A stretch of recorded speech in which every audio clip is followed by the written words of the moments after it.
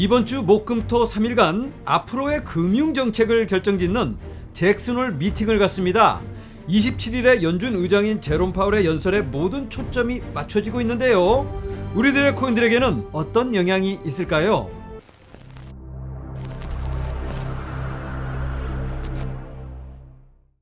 안녕하세요. LA의 비트쇼입니다.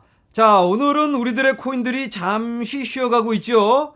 뭐 이런 거 보고 스트레스 받고 계시는 분들은 안 계시겠죠, 당연히. 자, 매일 쉬지 않고 달릴 수는 없습니다. 지금 힘을 비축하는 단계다. 개구리가 뛰기 전에 몸을 움츠리는 단계다 라고 보시면 좋을 것 같습니다. 인트로에서 말씀드린 것처럼 이번 주 금요일에 잭슨홀 미팅 후 제롬 파월이 연설을 합니다. 그때까지는 눈치 보느라고 큰 움직임이 없을 듯한데 잠시 후에 자세히 살펴보도록 하겠습니다. 그리고 제가 어제 에이다가 3달러까지 가서 다방구 하듯이 닫고 왔다라고 말씀드렸더니 많은 분들이 다방구가 뭔가요? 40대 후반 정도부터는 다 아실 텐데 참 민망하죠 이거. 옛날에는 이 놀이기구가 별로 없어서 돈 안 들이고 노는 걸 많이 개발했습니다. 다방구는 이제 술래잡기라고 생각하시면 되는데 요즘 애들은 뭐 다방구 이런 거 안 하니까 집에서 이제 아이패드, 컴퓨터 이런 거 가지고 놀죠. 옛날에는 뭐 땅바닥에다 이렇게 줄 그어놓고 그냥 놉니다. 뭐 오징어포 이런 것도 하고. 어쨌든 제가 지금 시대에 너무 뒤떨어진 이야기를 하니까 제가 나이가 아주 많은 줄 알고 저한테 형님 하시는 분들이 아주 많습니다. 제가 보기보다는 그렇게 나이가 많지는 않습니다. 제가 이렇게 댓글들 보다 보면 이분은 저보다 연배가 높을 것 같은데 저한테 형님 하시는 분이 이런 분들이 계십니다. 그래서 죄송한 마음이 들어서 빨리 제 나이를 알려드려야 되겠다라는 생각이 들었습니다. 요즘 코인 유튜버 하시는 분들이 다 젊잖아요. 그래서 제가 이 나이든 아저씨가 뭐 유튜브 한다 그러면 다 그냥 떠나가실까봐 제 나이를 제가 말씀을 안 드리고 있었는데 이제는 좀 말씀을 드리는 게 자꾸 미안한 마음이 들어서 네, 저는 개띠입니다. 82년생이 아니고 70년생 70년생 개띠입니다. 네, 너무 늙었나요? 저를 떠나가시면 이제 안 되는데 네, 제가 늙었다고 떠나가시는 분들 심리도 못 가서 아시죠? 자, 어쨌든 50대 아저씨가 전하는 비트코인 소식 보도록 하겠습니다. 자, 마이크로스트래티지가 또 비트코인을 샀다고 합니다. 177밀리언 달러. 이만큼을 추가 매수를 했는데요. 한화로는 2천억 원 정도입니다. 자, 얼마에 샀을까요? 궁금하시죠? 자, 이번에 3,907개를 샀는데 평단가는 45,294달러. 그런데 좀 높은 감이 있죠? 마이클 세일러 이거 트레이딩 실력이 실망스럽죠? 여러분들보다도 못하는 것 같은데 자, 여러분들 중에 좀 그 차트 좀 보시는 분들 이 마이클 세일러한테 가서 가르침을 좀 주셔야 될 것 같습니다. 마이클 세일러 이렇게 비싸게 사다니. 자, 그런데 이 마이클 세일러는 초장기 투자자입니다. 가격 신경 안 쓰는 거죠. 3만 달러에 사나 4만 달러에 사나 뭐 어차피 지금이 저점이다 라는 그런 의미겠죠. 자, 이런 초장기 투자자의 관점 우리도 한번 참고하면 좋을 것 같습니다. 자, 이번에는 솔라나 소식입니다. 기관 투자자들의 관심이 솔라나에 쏠리고 있습니다. 어느 분이 솔라나 언제 솔라나 이렇게 말씀하시는데 이런 재치 있는 댓글 좋아합니다. 자, 어쨌든 그동안 솔라나에는 기관 투자자가 거의 이루어지지 않고 있었는데요. 얼마 전에 급상승을 했죠. 그 후로 기관 투자자들의 투자가 시작이 됩니다. 이제 드디어 솔라나. 자, 코인별로 기관 투자 상황을 살펴보겠습니다. 자, 기관들의 투자 현황을 보여주는 표입니다. 자, 보시는 것처럼 코인의 이름이 왼쪽에 있죠. 비트코인, 이더리움, 멀티에셋, 이건 묶음 상품, 바이낸스, 리플, 카다노, 폴카닷, 라이코인, 비트코인 캐시, 솔라나, 그리고 다른 코인들. 자, 그리고 이 부분은 지난 한 주간을 보여주는 건데요. 이 표가 20일에 만들어졌습니다. 그러니까 8월 14일부터 8월 20일까지입니다. 자, 그리고 여기는 8월 한 달, 8월 1일부터 8월 20일까지죠. 그리고 여기가 2021년 1일부터 지금 현재까지. 그리고 이 부분은 전체 관리하는 총 금액입니다. 자, 숫자는 100만 달러 단위입니다. 자, 비트코인 먼저 보겠습니다. 자, 현재 기관들에 의해서 38빌리언 달러가 관리되고 있고요. 2021년 아직까지 4빌리언 달러치 정도가 비트코인에 투자되었습니다. 그런데 요게 중요합니다. 자, 8월 달에 한 3주 동안이죠. 3주 동안 마이너스 57밀리언 달러. 그러니까 기관들이 비트코인을 팔아버린 거죠. 자, 이건 별로 좋지 않게 보이죠. 자, 그렇지만 지난 일주일을 보면 나간 양이 2.8밀리언 달러로 줄었습니다. 뭐 그래도 아직 마이너스이긴 하지만 그렇게 나쁘진 않습니다. 자, 그렇지만 이더리움을 한번 볼까요? 자, 8월 달에 5밀리언 달러, 지난 한 주만 3.2밀리언 달러가 투자되었습니다.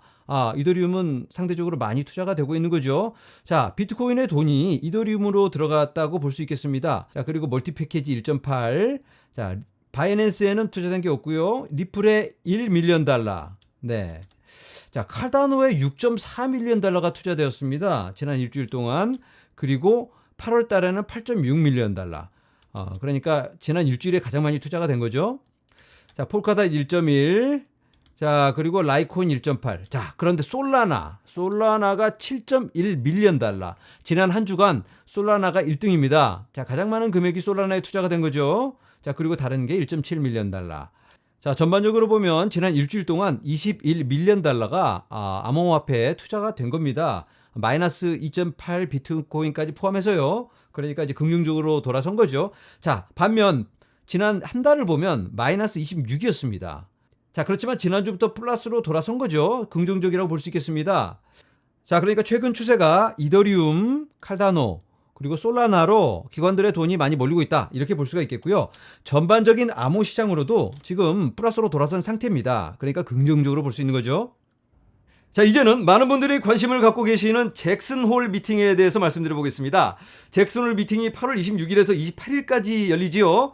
자, 사람들이 잭슨 홀 하는데 잭슨 홀이 뭘까요? 마이클 잭슨 무슨 행사가 열리나? 여기서 홀 하니까 그 카네기 홀 할 때 그 홀이 아니고 여기서 홀은 HOLE, 홀, 구멍, 잭슨 구멍. 이거 말이 좀 이상한데, 지역 이름입니다. 미국 캔사스 시티에 위치해 있는 지역인데요. 여기에서 미팅을 갖는 겁니다. 자, 미국 연방준비제도는 12개의 은행으로 이루어졌다고 말씀드렸죠. 이 12개 중 하나가 캔사스 시티에 위치해 있습니다. 캔사스 시티. 자, 캔사스 하니까 생각나는 거 있나요? 캔사스. 오즈의 마법사. 그렇죠? 근데 오즈의 마법사는 캔사스 시티가 아니고 캔사스 주에 있는 겁니다. 이 캔사스 시티는 캔사스 주가 아니고 와이오밍 주에 있습니다. 헷갈리죠? 어쨌든 이 캔사스 시티에 있는 잭슨 홀이라는 지역에서 매년 행사를 갖고 있습니다. 8월 달에 행사를 갖는데 각국 중앙은행 총재들과 금융 관계자들이 모여서 미팅을 갖습니다. 올해는 이번 달 26일부터 28일까지 미팅을 갖는데요. 코로나 때문에 대면으로 미팅을 갖는 건 아니고 화상으로 진행을 합니다. 자, 중앙은행 총재들이면 다 한 가닥씩 하는 어마어마하게 영향력이 있는 사람들이죠. 그 중에서도 가장 큰 관심을 끌고 있는 사람 누구일까요? 미국 중앙은행 연준 제롬 파월이죠. 자, 제롬 파월이 27일에 아침 발표를 합니다. 미국 동부 시간인데요. 한국 시간으로는 28일 새벽이죠. 자, 이 제롬 파월이 뭐라고 할지 사람들의 관심은 오직 금리. 그렇죠. 금리 관련입니다. 벌써 테이퍼링에 대한 가능성을 시사한 바가 있죠. 그래서 여기에 대한 언급이 있을 걸로 예상이 되는데요. 그래서 자, 이 말이 있을 텐데 연준에서 굉장히 소극적인 자세가 될 듯 예상이 됩니다. 지난번에 테이퍼링 언급을 했더니 증시가 출렁했습니다. 그래서 굉장히 조심스러운데 테이퍼링이 뭔지는 다 알고 계시죠? 모르시는 분들이 계실까봐. 자, 간단하게. 자, 돈 푸는 걸 줄이는 걸 테이퍼링이라고 합니다. 수도꼭지 물을 이렇게 콸콸콸콸 나오고 있는데 조금씩 잠그는 겁니다. 자, 처음에는 콸콸 나오던 게 줄어들어서 찔끔찔끔 나오다가 한 방울 계속 잠그면 나중에는 이제 멈춘다. 이걸 테이퍼링을 한다. 자, 이렇게 말하는 겁니다. 줄인다, 잠근다. 자, 이걸 어떻게 줄이냐면요. 매달 채권을 사들이고 있는데요. 그걸 연준에서 줄이는 겁니다. 그걸 먼저요. 자, 금리를 올리기 전에 테이퍼링을 먼저 합니다. 자, 이 개념은 제가 여러 번 말씀을 드렸는데요. 간단하게 다시 한번 설명드려 보겠습니다. 자, 지금 시장에 돈이 너무 많이 풀려서 인플레이션이 올라가고 있죠. 돈을 다시 걷어들이면 인플레이션은 내려갑니다. 돈이 너무 많아져서 가치가 떨어지는 게 인플레이션인데 유통되는 돈이 줄어들면 자연스럽게 돈의 가치가 올라가겠죠. 자, 돈을 푸는 건 그냥 찍어서 나눠주면 되는데 돈을 걷어들이는 건 어떻게 할까요? 가서 쫓아다니면서 뺏어올까? 그게 아니겠죠. 금리를 올리면 됩니다. 그러면 이자가 오르니까 대출이 줄어들고 이자 주는 은행에다가 예금도 하게 되겠죠. 그리고 달러 가치가 올라갑니다. 이자를 창출해내니까요. 달러를 갖고 싶어 합니다. 자, 이렇게 돈의 가치를 올리기 위해서 금리 인상을 하는 겁니다. 자, 그런데 돈을 풀면서 금리 인상을 하는 건 말이 안 되죠. 돈을 풀면서 금리 인상을 하면 돈을 빨아들여야 하는데 아무 효과가 없는 거겠죠. 자, 그래서 돈 풀리는 걸 먼저 줄이고 차근차근 이게 테이퍼링 다 줄이면 그 다음에 금리 인상을 합니다. 테이퍼링이 끝나면 금리 인상. 자, 우리가 인플레이션 수치를 매달 확인하는 이유도 바로 이겁니다. 인플레이션 수치가 너무 높으면 금리 인상의 명분을 주게 되는 거죠. 연준에서는 지금의 높은 인플레이션 수치는 일시적인 거라고 계속 주장을 해왔습니다. 자, 이건 좋은 거죠. 자, 인플레이션과 상관이 없어도 그런데 이자율 0%는 빵프로는 말이 안 되죠. 언젠가는 올리긴 올려야 합니다. 자, 그런데 이게 언제이냐가 중요한데 지금 안 올리고 있는 또 하나의 이유가 있는데 그게 바로 고용 수치입니다. 실직자 수가 너무 많으면 구제 차원에서 돈을 나눠줘야 됩니다. 자, 돈을 풀면서 테이퍼링을 하기가 어렵다고 했죠. 미국에서 지금 실직자 수가 아주 높습니다. 테이퍼링을 하기에는 좀 현실적이지가 않다라고 볼 수가 있겠는데 제롬 파월이 지금 제일 강조하고 있는 게 실업률입니다. 자, 그런데 이 실업률은 높은데 지금 미국에서 일자리는 넘쳐납니다. 지난번에도 제가 말씀을 드렸지만 일을 안 하면 공짜 돈을 주고 있기 때문이죠. 자, 한국 분들이 자영업을 많이들 하십니다. 식당 하시는 분들도 계시고 뭐 세탁소, 마트 굉장히 많습니다. 한국 분들이 굉장히 어렵습니다. 직원들을 구할 수가 없습니다. 지금 구인 광고를 아무리 내도 돈을 뭐 몇천 불을 써가면서 구인 광고를 내고 있는데 지원하는 사람이 없습니다. 당연하겠죠. 아니, 일을 안 하는데도 돈을 주는데 뭐하러 가서 고생해서 일을 합니까? 지금 이거 큰일입니다. 자, 그런데 이 공짜 돈 주는 게 9월에 끝납니다. 그리고 나면 이제 다들 일자리를 찾으러 다녀야 하는 겁니다. 그렇다면 10월 달부터 고용 수치가 아주 좋게 나올 걸로 예상할 수가 있겠죠. 그러면 고용 지표를 한 달 후에 발표하니까 11월에 10월 달 거를 발표하는 거죠. 11월 달부터는 고용 지표가 더 좋게 나올 수 있다고 예상해 볼 수가 있겠습니다. 그러면 실업률 내려갔으니까 그때는 테이퍼링이나 금리 인상의 명분이 더 생길 수가 있는 거지요. 자, 그러면 이번 잭슨홀 미팅에서 테이퍼링을 한다고 발표할지 말지는 미지수입니다. 자, 그렇지만 발표를 한다고 해도 어떻게 말하느냐가 중요합니다. 아마 발표를 한다고 해도 소극적인 방법으로 그런 방향으로 말하지 않을까라고 예상이 됩니다. 이번에 인프라 빌도 그렇고 돈 푸는 법만 잔뜩 내놓고 있는데 이거 모순이 너무 많죠.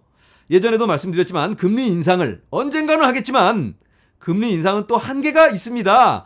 미국의 천문학적인 빚을 생각한다면 금리를 너무 올리면 미국은 망합니다. 그러니까 인플레이션을 막는 신용만 하고 어느 정도는 용인을 해줘야 한다. 이런 얘기가 될 수도 있겠죠.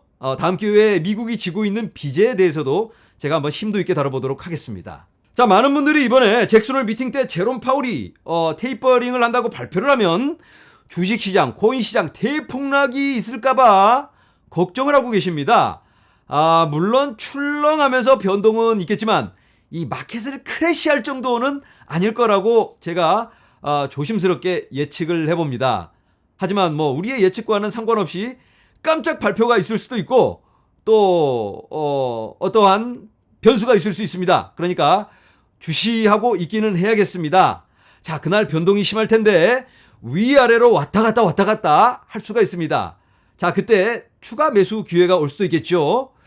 미국 시간으로 동부 시간 아침 10시입니다. 제롬 파월 연설이 아침 10시에 하는데 한국 시간으로는 27일 밤 11시입니다. 자, 이때까지는 큰 변화 없이 지금의 흐름대로 횡보할 확률이 높습니다. 그리고 제롬 파월 연설 후에 그때는 출렁출렁할 것 같은데 자, 제롬 파월과 백악관의 관계를 생각하면 아무래도 제롬 파월이 바이든 대통령이 원하는 쪽으로 말을 해주지 않을까라는 예상도 있습니다. 이제 곧 제롬 파월 임기가 끝나가죠. 아무래도 바이든 대통령한테 잘 보이려고 바이든의 돈 풀기 정책에 맞춰주는 게 좋을 것 같죠. 자, 그렇다면 뭐 테이퍼링이 좀 미뤄질 수도 있겠고, 아니면 약하게 아니면 아무 언급이 없을 확률도 높습니다. 아무튼 좋은 쪽으로 진행되어서 우리 코인들의 앞길을 막지 않았으면 좋겠습니다. 불안 요소가 사라지면 우리 코인들이 다시 달릴 수가 있겠죠. 잭스홀 관련 뉴스는 중요한 사항이니만큼 제가 바로바로 업데이트를 하도록 하겠습니다. 오늘은 여기서 인사드리겠습니다. 여러분 감사합니다.